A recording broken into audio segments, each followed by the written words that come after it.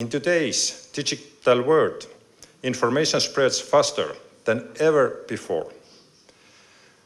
This creates new opportunities for connection, but also new risks.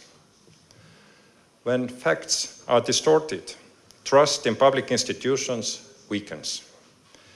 When manipulation replaces dialogue, democracy is negatively impacted. That is why the European Union places such importance on media literacy, education, and transparency.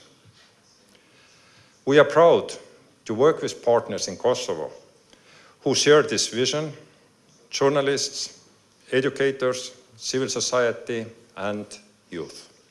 This exhibition exemplifies how learning can be creative and engaging, promoting everyone to examine the online world more closely and to think critically about the information they consume.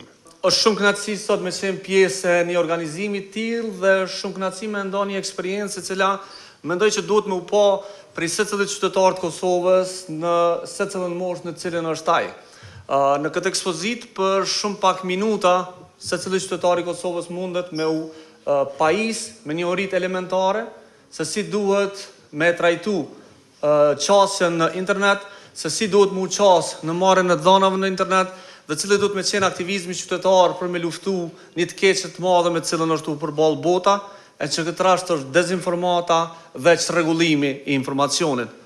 Dhënat faktike të cilat i kemi të siguruar tashmë për shoqërinë tonë na ngrisin në një nivel të alarmit dhe kërkojnë një ndërhyrje gjithëshoqërore për me me zhvillu kapacitetet e shoqënisë në trajtimin e çrregullimit të informacionit dhe në trajtimin e dezinformatës.